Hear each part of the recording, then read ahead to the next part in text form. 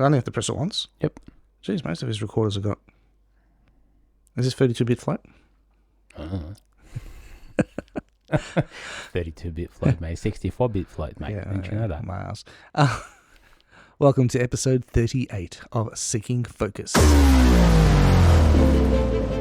Welcome to Seeking Focus, a podcast that provides photographers and videographers with a place to critically compare technology, share ideas, and enhance their skills.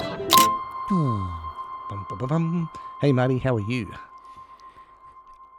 End of the year's coming, and I am flat stick, man. My knackers are going crazy, mate.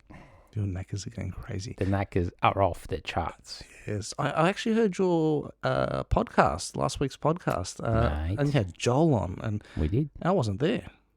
Yeah, you were bloody kicking back on the couch doing nothing. I don't know. What were you doing last week? I never do nothing. I'm always doing something.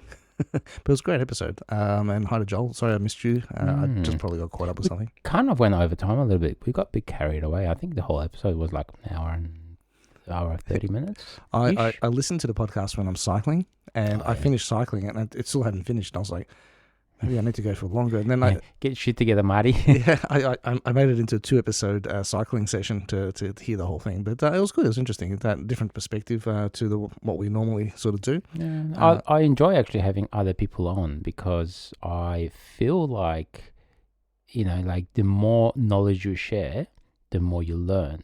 Do you know what I mean? So he was sharing his life stories and just talking about how he's got his drones and everything else. And I think it's quite good to know what other people have done and what, what can you do different and learning from experiences. Yeah. So that's the main thing. So, but yeah, it's good, man. It was an interesting episode. So what did you get up to during the week? I'm actually considering quitting my part-time job. Yeah, going hardcore with video and drones and everything else. Oh, it's about time. Yeah, I think so. You're going to step into my boots. Well, am I? Well, a while ago. I've changed. I keep changing, but yeah. You got a part-time job as well now, so... I do, yeah. And is it part-time or more full-time? It's become 2-time. It's taken over my life, but I'm still doing photography and videography as well on the side. Yeah. That's the passion, isn't it? Yeah, and so it is actually quite difficult to... I actually don't see my kids anymore, my wife. I hardly see you because I'm doing... Yeah, actually, that's why I didn't attend the last episode, because I was actually doing a shoot. Oh, right. Okay. So there you go. Yeah. It's quite hard, man, because I found that the part-time job, although it's only like 2-3 days a week, it still takes a fair bit of chunk of my time and mental, I guess, drain, if you want to call it that. So I've my New Year's resolution would be just really push for video and photography, and not just that, but try to have more time to myself, So I spend a bit more time at the farm, spend more time with my bees, and the kids are growing now. Unlike your kids, my kids are 18 and 16, so they just don't want to know me anymore. They've got their own thing, and so I think me managing my time much better now without part-time jobs, I think it's going to help me with my video work and my photography work and my droning work. So I will be more available and actually probably have more time to actually sit down on the couch and enjoy Netflix. Wow, I'm envious. What do you think? I'm envious. Yeah, well, we'll see how that's going to go. Because at the moment, the other job is almost 20 hours a week, and the video work is probably good 60 plus hours a week now. So you're a busy man. Oh yeah, no. What's going on with you? I just work, more work. Nothing out of the ordinary when it comes to work, but I do have a really interesting story, completely unrelated to photography or videography. You were going to remind me of something. I was going to remind you. You reminded yourself. I reminded myself. Very good. I was thinking about what did I get up to? Tell me, there was some really weird stuff you were saying. There was, and this is all Facebook related. So anyone who uses Facebook and uses Marketplace will know that there's a lot of scams that go on. And I'm part of a cycling group, where they trade parts and stuff like that. And what ended up happening was someone was selling something that caught my attention. I was like, oh, this is a really good item. I'd like to have it. And I'm thinking, the price is really cheap. But I thought, I'll suss it out. So I spoke to the guy. He seemed genuine. He was, yeah, no worries. I'm happy to do this. I'm happy to do that. He ticked all the boxes, right? So I thought, okay, yeah, fair enough. So I gave him my address to post the item to, and then I made the payment, always using PayPal as a sale or a service. Don't send money as a friend. And what ended up happening was it was actually a scam. They're getting much, much better, and I'm quite aware of the scam, so they caught me out. But being that I paid with PayPal, I rang up PayPal, got my money back. But this is where it gets really interesting. The person who I got my money back got really spiteful. So he had my address. Okay, so this is where it gets really interesting, right? So I'm sitting at home, and we're having family lunch, and there's a knock on the door, and I think it was a Sunday, and basically my kids run to the front door. My wife's like, "Don't answer the door, you're too young," and she goes out and answers the door, and I hear them talking. There's someone outside, and they're talking for about a minute or two, and my wife screams out, "Hey, Evan!" I said, "Yeah, what's up?" She goes, "Are you selling a GPS for a bike?" I said, "No, why?" He goes, "Oh, there's a guy here who's just bought one and he's come to collect it. I thought maybe you're selling one." I said, "No, not me." And I thought, I better get up and have a look what's going on. So I get up and I go to the door, and as he sees me, he starts screaming, "It's you. You're the one who sold it to me." Oh. I'm looking at him dumbfounded. I'm like, what the hell are you talking about? I've got no idea what this person's talking about. I don't even know who he is. And he's pointing at me, and then he's pointing at his phone. He's like, "This is you. This is you." And he's showing me a picture of myself on his phone. Wow. And I'm sitting there looking at it going, why has this person got a picture of me, first of all? Second of all, why does he think that I'm sold him something? Yeah. So anyway, it came out that person that I pissed off because I got my money back, what ended up happening was he had my address. He went onto my Facebook profile, downloaded all my photos of my family and my kids and myself, and then made up an account and started selling things with a different name, obviously, but he had all my photos and he had my address. So it's kind of weird because most people who scam you, they don't give the person's address out as well. I mean, that's the next level. That's real spiteful. So obviously I pissed him off in the big time, obviously. But yeah, so he could have just taken the money from this person who sold the GPS to, like a deposit, and given any address out at all. But he actually specifically gave my address out, which matched my photos, which obviously caused a lot of issues between me and the person who thought I sold him the item.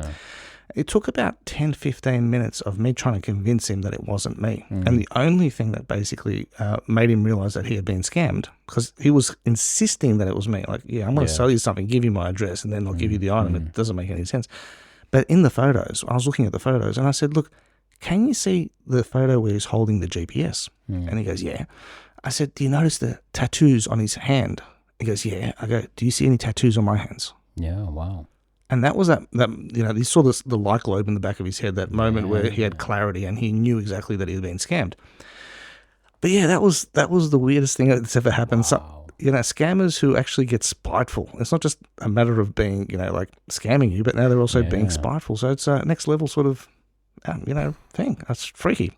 Wow. So be careful out there, peeps. Well, lock your Facebook profile down. Now, but you can still get the photos because every Facebook profile, even if it's locked, still has your background and still has your thing. So they just steal that. And well, that's the thing with me. I don't actually post anything with the kids.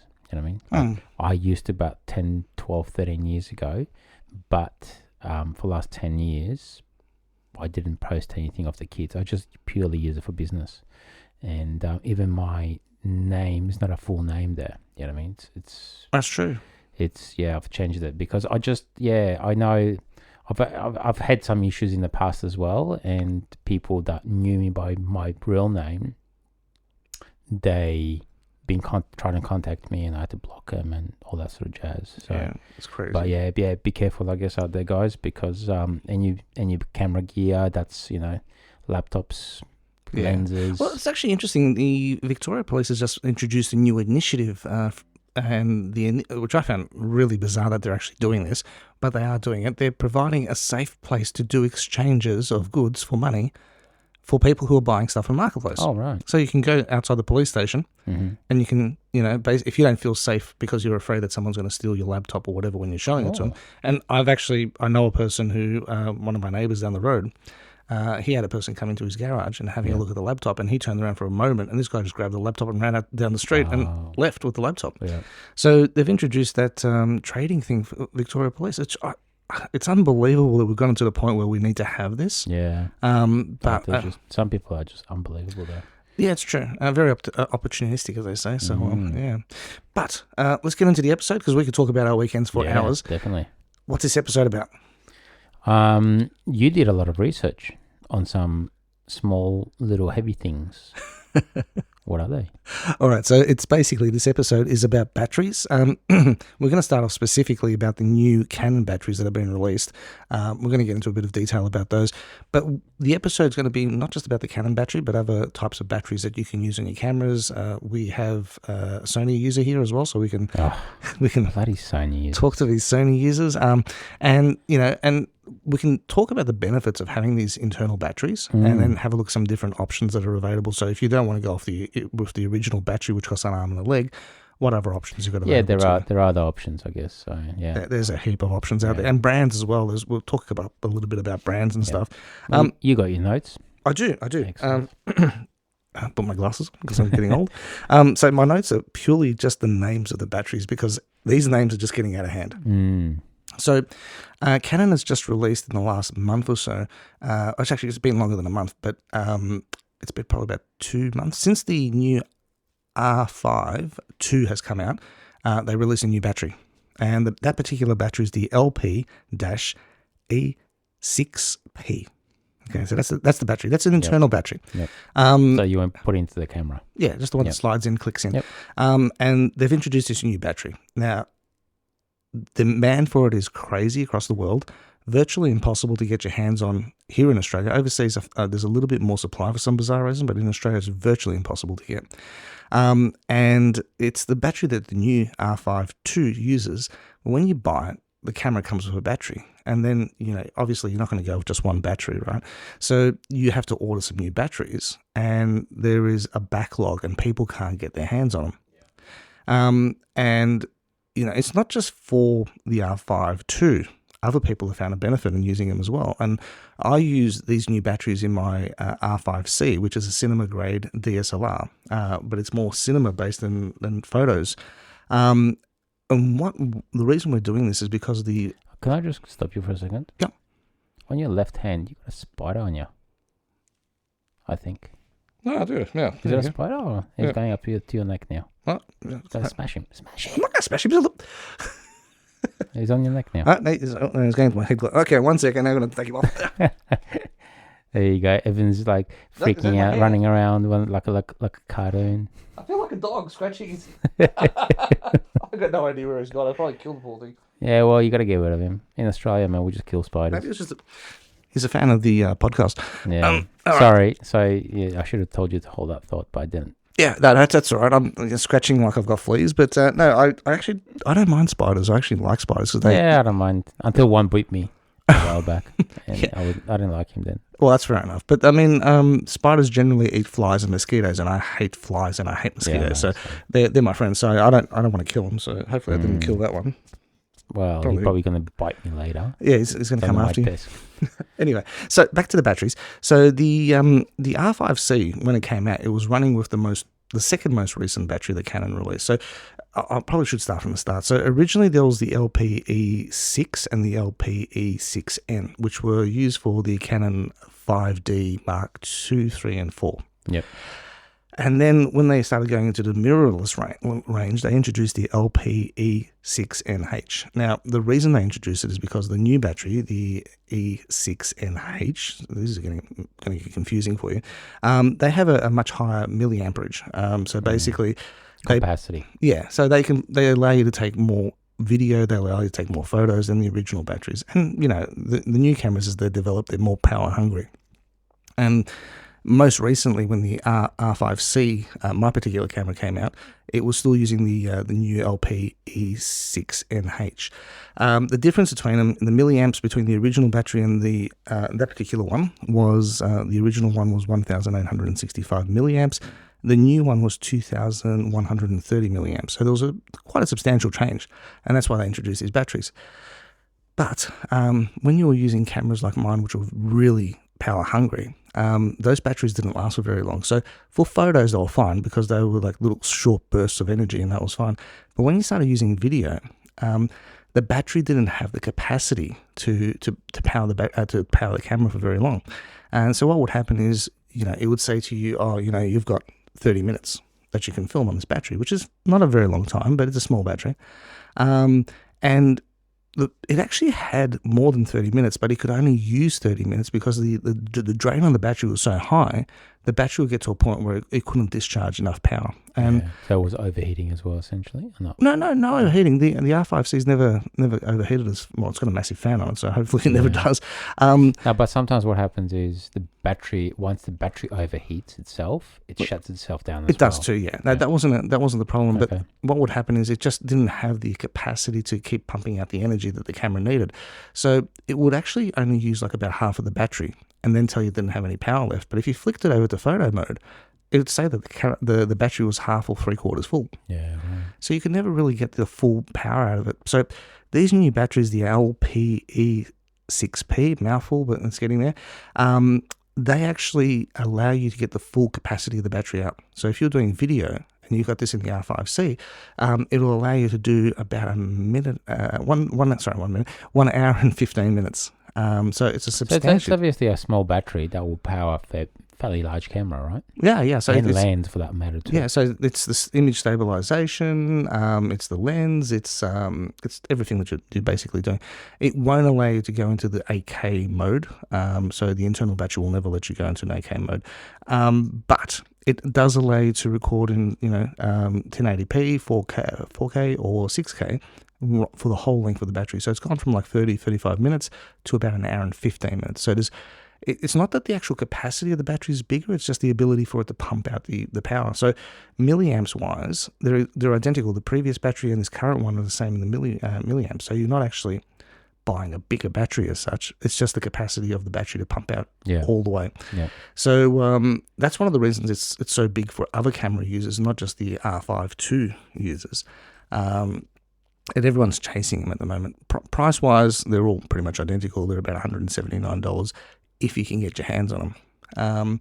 Even the older batteries are getting a little bit scarce at the moment for some bizarre reason. I think there was a issue because, as we all know, I'm more into drones now as well, but I know Skydio, it's an American brand of drones, they had some issues with batteries for supply from either Taiwan or China or whatever else it is. And there was a couple of other sort of manufacturers, I think they were a bit kind of supply issues with batteries itself. So not surprising, yeah. Yeah, it might be across the board. But so look, at the end of the day, if you have a modern camera and you're doing photography and that's all you're doing, you can get away with pretty much any of these batteries. It's not going to be an issue. And they're also backwards compatible with the older cameras as well. Though I have noticed that the newest battery that's just been released says it's only compatible with the 5D Mark IV, which is really interesting because it's the same battery as the Mark III and the Mark II. So I'm sort of wondering, is it got too much power and then it's going to fry your cameras if you use them? Well, as long as the voltage is the same, it should be fine, right? It's milliamps identical. That doesn't make any difference. No, that's because just of the capacity. Yeah, but the voltage is if it's got a higher voltage, essentially it can essentially blow something up. Well, the previous model, which came out with my camera, the LP-E6NH, I do apologise to everyone who's hearing these letters, because it probably just gets, on your mind, and it drains you from hearing it. They only produced about 4 amps of power. The new ones are now producing about 6 amps. So there's been a mark change. Yeah. That's what I've been told. So I haven't tested it myself. So, yeah, obviously with technology getting better and everything else, so lithium ion is obviously a lot more better in the sense of weight and capacity. So I mean, those batteries obviously will be lithium ion batteries, I'm guessing, right? Yeah, they are. But look, so ultimately they're fantastic batteries if you're doing video, because it'll allow you to actually use your camera properly for a very lengthy period. But if you're not really doing video, then it's not really a concern. If you're just doing still photos, you can just use the old style batteries and you probably will not notice any difference. Well, you probably would though if you're doing like really long exposures though, right? Yeah, but how long would your exposures have to be? What was your exposure last time? Yeah. What's the worst I've ever done? Probably like 30 minutes. no. I don't think I've ever done a 30-minute exposure. Really? Okay. Yeah, I think that probably about 15 minutes is the longest, but I don't do that very often nowadays.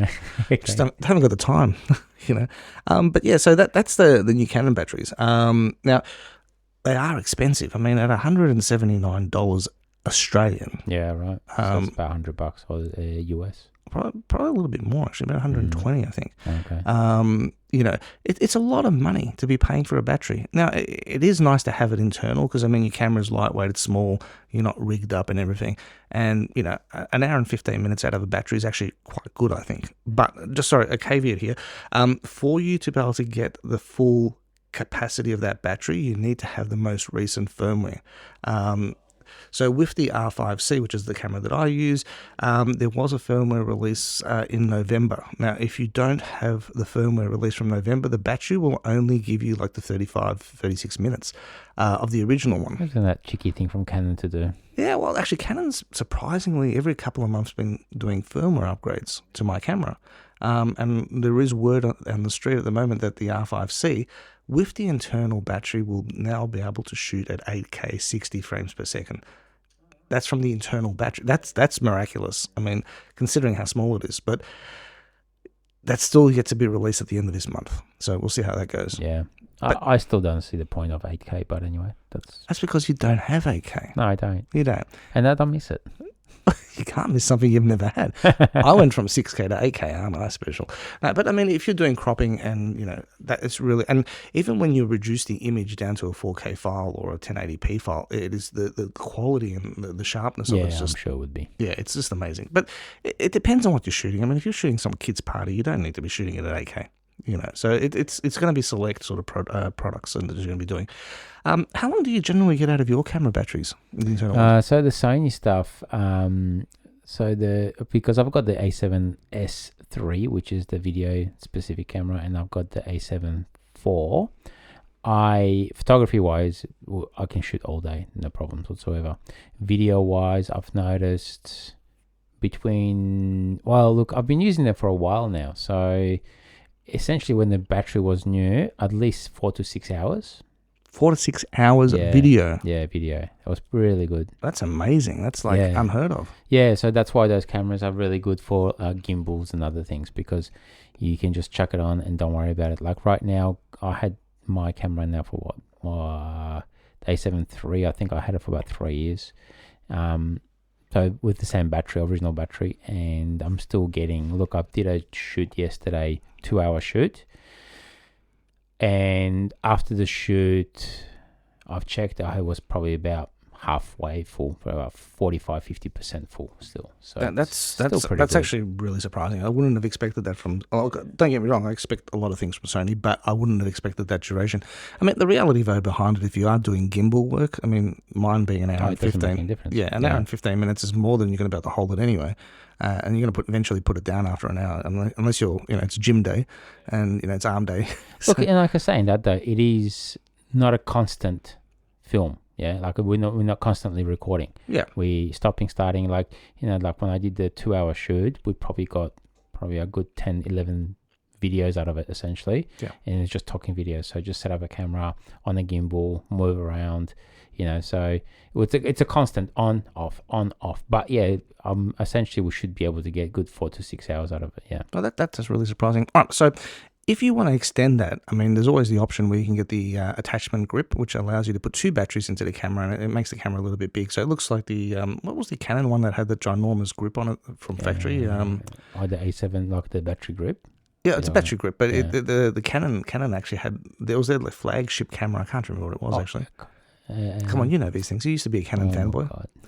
DX, the 1DX. 1DX, that's it. Yeah, they used to have that was inbuilt. That was inbuilt, but if you can actually get a battery attachment that makes your camera look like that. So you're running 2 batteries in there, which means in my particular case, I'd be getting almost like just shy of 3 hours out of it. Have you used camera battery grips? For my old Canon, I did. Yeah. Yeah, which was good 7-8 years ago now. Yeah. And mainly I used it because I actually enjoyed the heaviness of the camera, believe it or not. I actually found the camera, I felt like I actually held something significant in my hand, because when I was on the shoot, not just I guess, was it the visual effect that the clients would go, "Ooh, such a big camera"? That's one of the things as well. I mean, if I had to spend extra $100 just to have that extra grip on, then I'll just do it.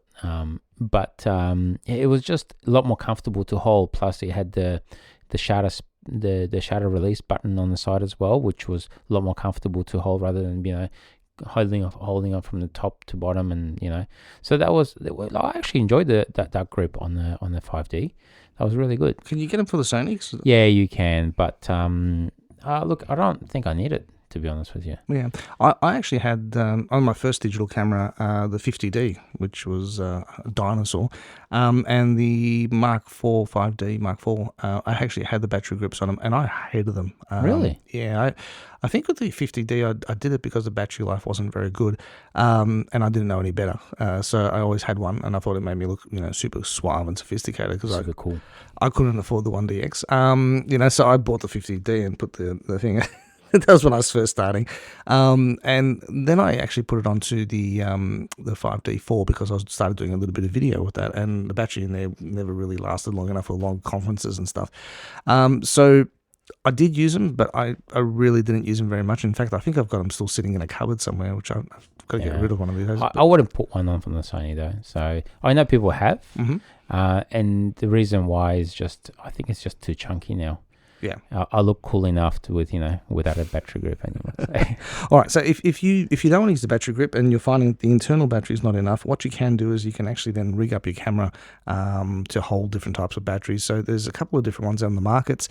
You got the MPFs, which is a particular type of battery, which I think like a little brick.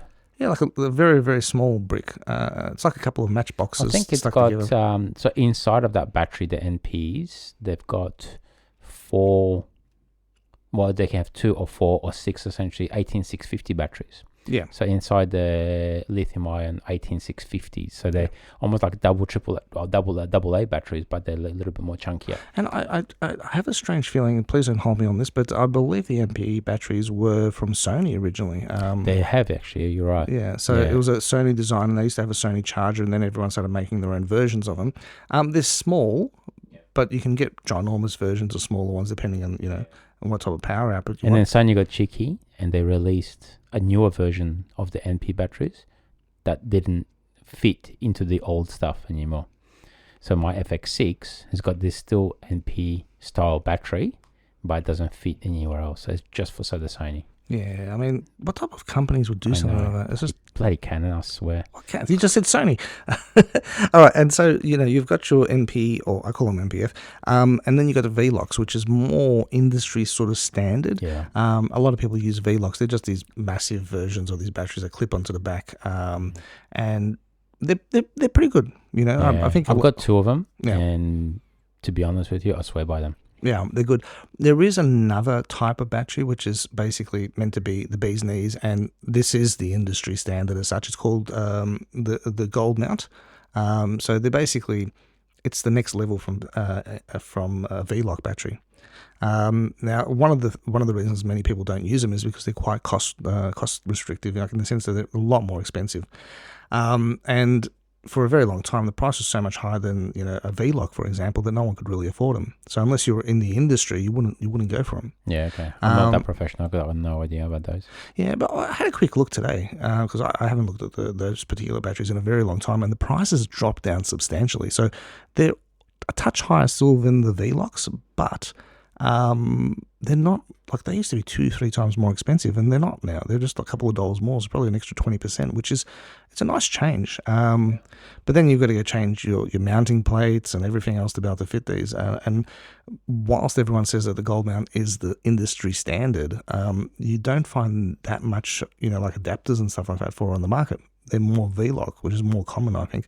But anyway, so they're additional batteries that you can actually rig up your camera with, and typically with say for example a VLOC, you can get a 50 I think it's I don't know what it actually stands for. It's WH. Watt hour. Watt hours. There you go. Yeah. So it's at watt hours. So yes, you can get 50. I've got 100 and I've got 150. Actually, they're not 100. They'll be 99. 99. Sorry. No, Yeah. there's a reason for it. Yeah, there is a reason. There is a reason. So I actually found out today you can. So not only is there the 50, the 99, and the 150 watt hours, but there's also a 300, which I think is the size of a car battery, but.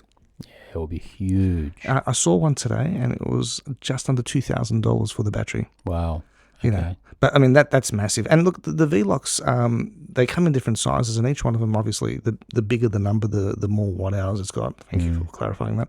And it gives you more energy. So the small ones, which looks like a pack, like the 50s, which look like a packet of cigarettes strapped to the back of your camera, I find that when I actually run it on my camera, I can get about 4 hours of recording time off this little battery, which doesn't take up too much room at all. And then combined with the internal battery of the Canon, you get almost 5 hours. Yeah. So it's actually pretty amazing, and that's the small one. And the next one up is 99, which I think you'll probably get like 6 hours out of it, if not more. Now, do you know what the reason the 99? Yeah. Why is it? I'm a drone operator. Of course I know, mate. Okay, so it's not 100 watt hours, it's 99 for a specific reason, and that reason is? You can't bring it on the plane. Yeah, so if you're traveling anywhere and you've got a V-Lock battery which is over 99 watt hours, you can't put it on the plane because it's dangerous. It basically, you still, with the 99 watt hour one, you still have to put them in a flame retarded bag. I don't know, what do you call it? Oh, well, you do that to all your batteries. I mean, it's just, it stops flames from shooting out everywhere. Though some of these bags, they've got massive holes in them, so I wonder. Yeah, there's one next to you. But it's got a zip on it, and I don't know if the good. zips are, obviously there should be a metal zip, because obviously, you know, but yeah, you can't. So with the aeroplanes, you have to have under all the batteries, or like one particular battery, you have to have it under 99 watt hours. So you can have like 5 99 watt batteries in your bag, but you can't have a battery which is over 99. Yeah, it's funny, isn't it? Yeah. So I don't know how that works, but when I was doing my REOC drone license thing, that they actually were quite specific on that as well, in the training and everything else as well. So yeah, it is what it is. Yeah, and I mean, at the end of the day, I use a 50. It's small, it's nifty, it works well, and so on. Now, there are numerous brands of these types of batteries: the NPF or the MP, the V-Lock. Can't really comment too much on the gold ones because I don't know enough about gold. But and you know, there's multiple different brands out there. Some of the ones that are really popular, and I've used myself. They're cheap, they're reliable, and they do what you need them to do. FX Line. Ever heard of that one? No. Not a very common one, but it's actually one of the reasons it's so popular is because it has multiple outputs. So it's not only got the V-Lock output, but it's also got USB-A, USB-C. And there's another output as well, which I can't remember what it was. But it's called DV, I think it is. So I can't remember. Yeah, so there's like 4 to 5 different outputs. DTAP, sorry, it is DTAP. DTAP, yeah. So it allows you to be able to use the battery on multiple different things, including your camera. You can run basically your camera. You can also run a monitor off that battery as well. So you can run a cable from the battery to the monitor using a dummy battery, or a plug that fits in. Depends on your monitor. Some need a battery, some can use a plug. You can actually use them on motors, focus pulling or zoom. So they actually use them sometimes on the counterweighting as well. So when they're running with a Steadicam, they actually use that as a counterweight. Yeah, pretty much. So you can actually run a V-Lock battery and run your camera off it. You can run your your video transmission system off it as well, all off the one battery. Yeah. There are caveats as such, because there are certain brands of camera which have potential to burn out, because it actually creates this weird loop back or something. Yeah, loop back. I don't understand how it works, but I know with Blackmagics there have been a few people who have burnt their cameras out from using multiple connections. So if you want to play it safe, just use the one connection. But it can run multiples. So FX Line, really affordable, quite reliable, got a digital display. If you've got the money, Japanese brand IDX. IDX is good, yeah. They're like the bee's knees of batteries. I mean, they're just sensational. How long it lasts, the power it produces, they're just top of the range. And there are a number of other companies that are popping out batteries at the moment. Most recently, and you might have picked up on this, I'm starting to develop a particular hate for this company, Small Rig. Oh yeah, yeah, So they the- do have a battery. Yeah. Yeah, so they've released their own batteries. Not sure how good they are. I've stayed away from them. They do seem a lot more bulkier than the other batteries. So that in itself scares me off. So, why are you becoming a not a fanboy anymore? Separate issue in itself, but I'm finding that the quality control of small rig products, once upon a time, you used to rig out your gear with small rig, and it was, the quality of the build was sensational. Everything was sturdy, it was durable, everything worked. Yeah, right. Lately, I'm finding the quality is really lacking. Like camera cages, when you're carrying them from the top handle, the whole thing's bending from the weight of the camera. So there's flex in the actual cage. The member system. It just shows you that your camera is too heavy. No, it's across the board. Other people have complained about it. Okay. V-lock systems where you put the battery in, and unless you're using a small rig V-lock on a small rig mount, it won't clip in. A clip. Oh, right. So the other batteries just fall off. And then when you actually say it to them, it doesn't work, they go, oh, maybe you should be using small rig. So they're twisting everything around. So the quality control's not there, and I think they're also trying to go for their own version, like use our product and you can't mix it with someone else's. They started doing what Sony used to do. Yeah, pretty much. So, I mean, if you try and mix tilter gear with small rig gear, you'll find that they're not compatible. Ironically, it's a couple of screws. Yeah. They should work together, but they actually put things in different positions. A couple of millimeters away. Yeah. Or the handle's got a different size screw, so you can't actually use a top handle on one cage, from one brand to the other. It's stuff like that really annoys me. And unfortunately, with small rig, I've actually made a number of complaints to them about products, and they'll refund you the money. So, kudos to them. They'll give you the money back and say, sorry for the problem. But they actually never rectify it, and they keep selling it, even though you've told them there's an actual problem with the product. Yeah. So that's why one of the reasons I don't know about their batteries. I've never tried them. They do look extremely bulky for what they are. How long they last for, I've got no idea. But that's pretty much it. And I've just run out of things to say. So Wow. batteries. Holy crackers. I know. Yeah, only 35 minutes in. Only 35 minutes in. It's probably the shortest episode ever. What I've got, I can tell listeners. So I'm running a Sony FX6, and that's primarily just a tripod setup because I've got a V-lock on it. And last time I had to record a show, like a dance show, and there was 3 of them for 2 hours each. So essentially it was 6 hours. I mean, in middle, you still kind of run it. But saying that, the whole battery of 99 watt hour battery lasted for the whole 6 hours, and I still had 1 bar left, which is quite good. You know what I mean? That's running a FX6 with a Atomos 5-inch monitor. So you're running the monitor and the FX6 off the one battery? Yeah. What brand, do you mind me asking?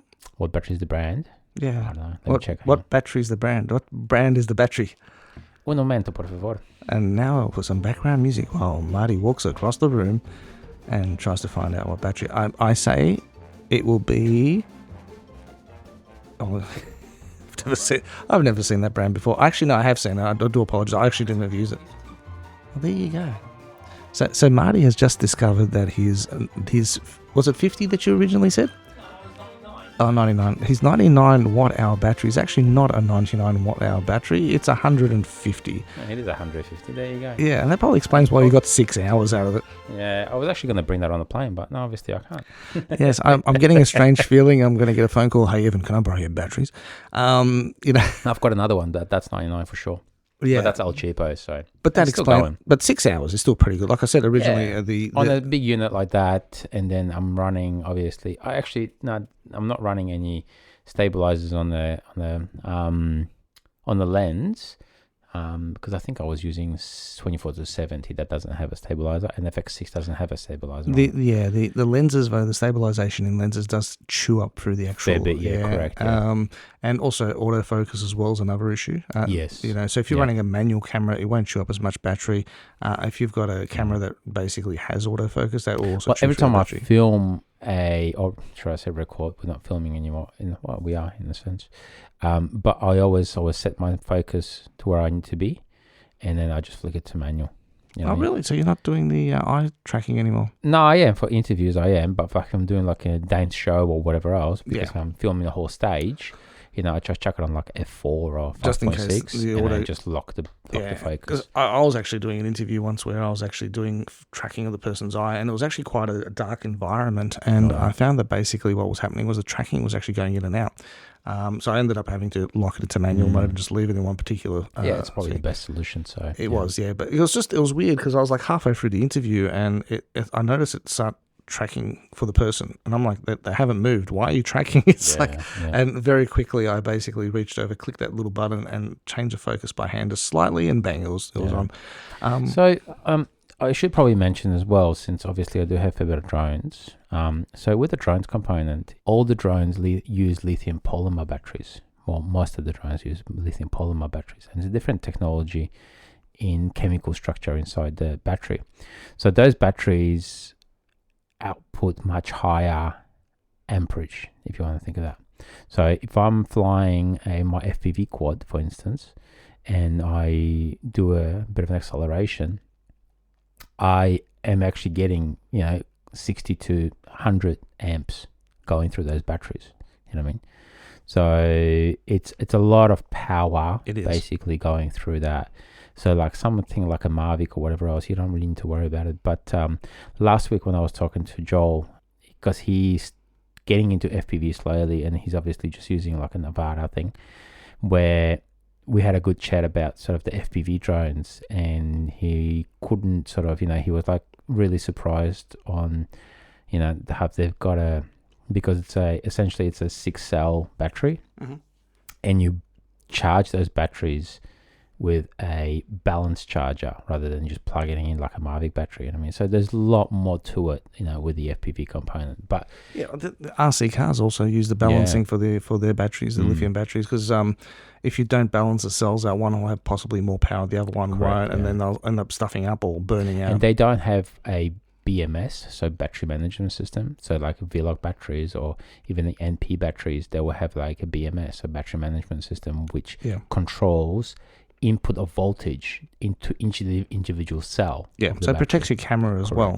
Which if you were to stick on one of these hobby sort of RC batteries, you'd incinerate everything. Essentially you would. So and as mentioned, I've got a little hobby farm thing that I've set up a whole solar system as well there, and I did my research on batteries and other things as well, and I've actually initially bought AGM batteries, which is older technology, but still for a solar system. And I'm running a ride-on lawnmower, a electric or battery operated ride-on lawnmower.